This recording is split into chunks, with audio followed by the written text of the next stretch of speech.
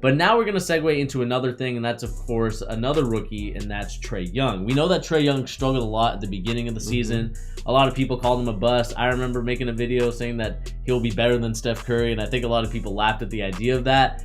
But now that after the All-Star break, this guy has been on a tear. He's been scoring 30 points a game, 23 points. I mean, he's doing a good job, and the Atlanta Hawks are a very interesting young. They're competent. A lot more so than I thought they were going to be. That's for sure. They're good, especially with John Collins also stepping up as well. Kevin Huerter too. Kevin Huerter.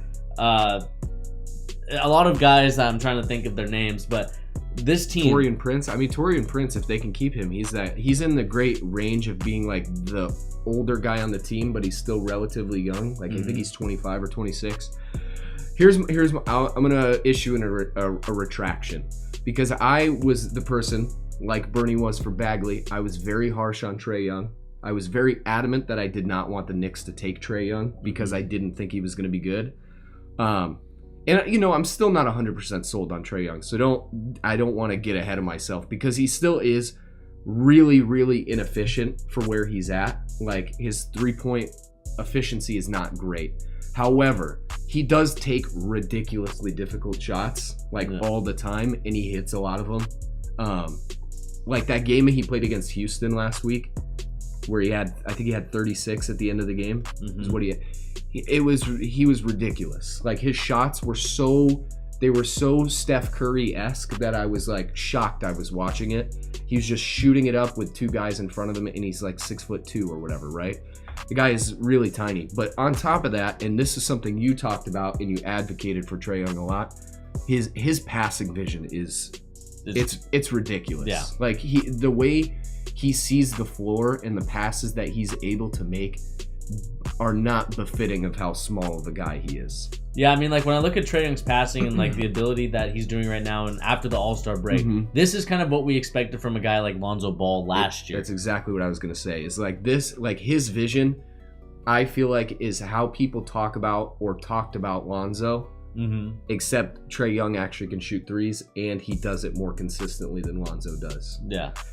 And just like going back to the Trae Young thing, after the All-Star break, this is like the points per game, or like not the points per game, but the points he's been scoring. He's scored a 30-point game, a 23-point game, 36 and 36. So this guy is starting to figure it out. Yeah. And I just think that, especially when we look at the game against the Rockets, I know the Rockets don't play the best of D anymore, but I mean, going 8 for 12 from the three-point land. He was incredible. I mean, some of those shots, like, guys, seriously, just go watch the highlights. Some of those shots were almost at like the half-court line. It was so ridiculous what he's putting up, which isn't necessarily a good thing because, like, why are you shooting that? But still, if you're making it, like, more power to you. Yeah, I mean, it's just kind of what we expected from today's NBA. Not ISO ball because they like to actually move the rock a little bit more, but it's just the after effect of like James Harden and all these other players, Kobe Bryant in the past, of just taking all the shots and all these crazy shots that you probably shouldn't take because you want a little more ball movement. But Trae Young does the ball movement very well, and it's kind of the reason why I'm still advocating that he will be better than Steph Curry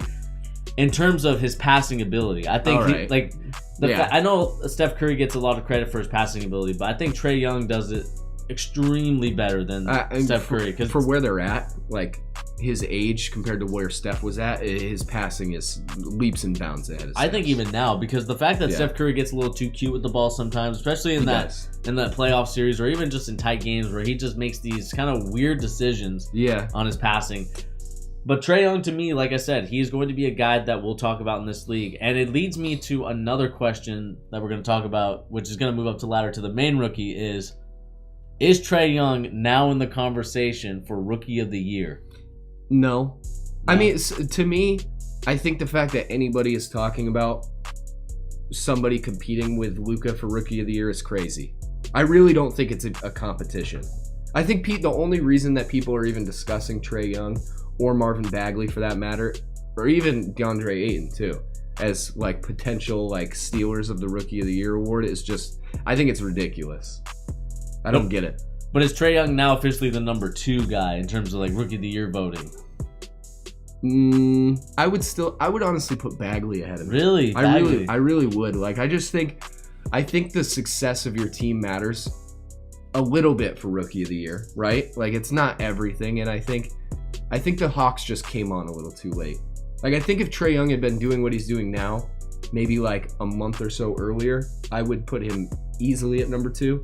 But I think the Kings are just a much better team, and a lot of that has to do with Bagley's success on offense. I mean, I can understand that, but I just think that the fact that Trae Young now is figured, I understand, and I mean, it's kind of the same thing. You know, Marvin Bagley didn't really get on until the later part of the season well, because he is now starting to get those minutes. I just think that in today's league, you have to shoot the 3 ball very well, and I know that Bagley shoots about 25% from 3. Yeah, it's not great. Which isn't great. Obviously, he's an energy hustle guy, which is something that every coach dreams of having one of those guys. Yeah.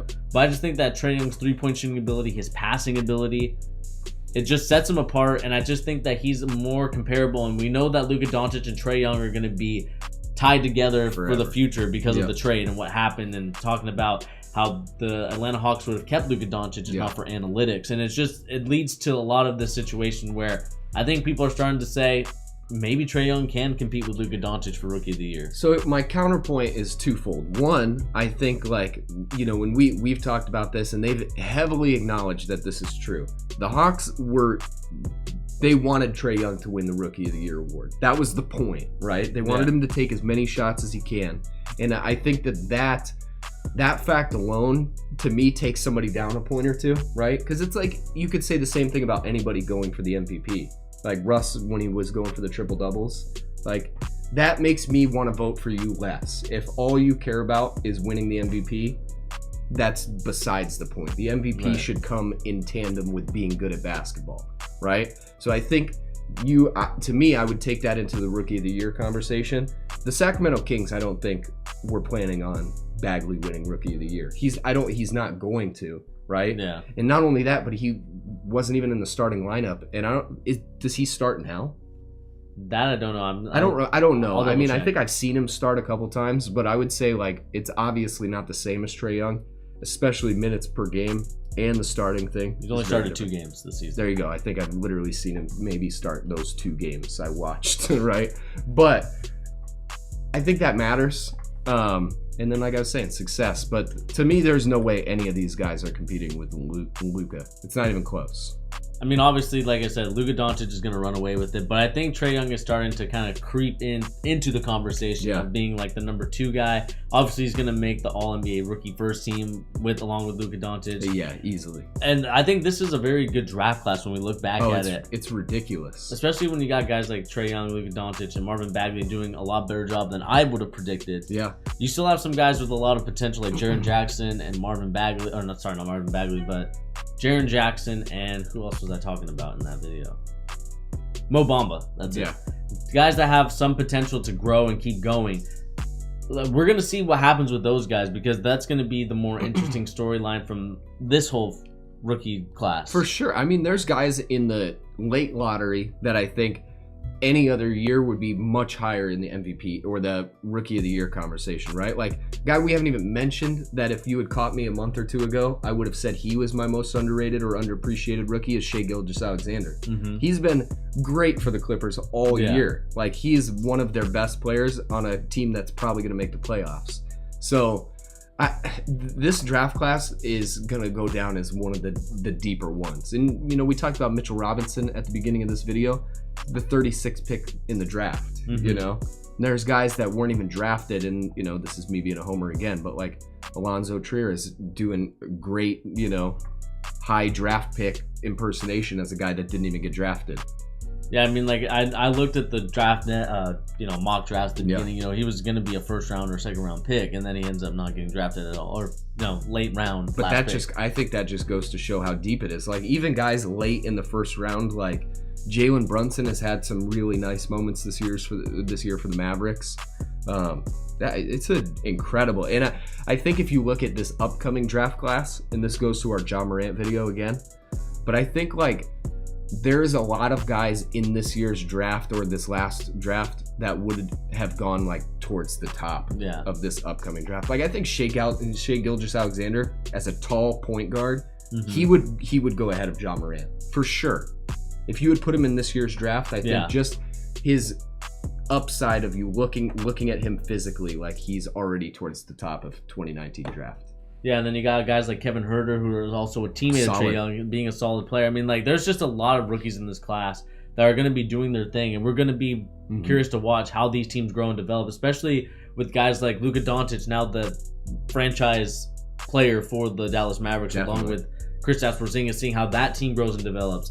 The Sacramento Kings now finally being competent again since like what 2002, 2003 with like Chris Webber and Peja Stojakovic and those guys. Bibby, we'll not speak about Bibby too much. Not about Bibby, but they finally become competent again. And then you got guys like Trae Young, who's going to have a very young Atlanta Hawks team. What are they going to be able to do with their top 3 pick? And then, like you said, Mitchell Robinson, Alonzo Trier, a young group of guys. Kevin Knox too. Kevin Knox. I mean, we're going to see what happens with those teams. But we want to know what you guys think of the whole NBA rookie thing. Who is your NBA rookie of the year? Is it Luka Doncic? Is it Marvin Bagley? Or is it Trae Young? We love to know your comments and opinions in the comment section down below. Go ahead and sound off there. But anyway, guys, this has been your boy Bernie here on The Charge along with Pete.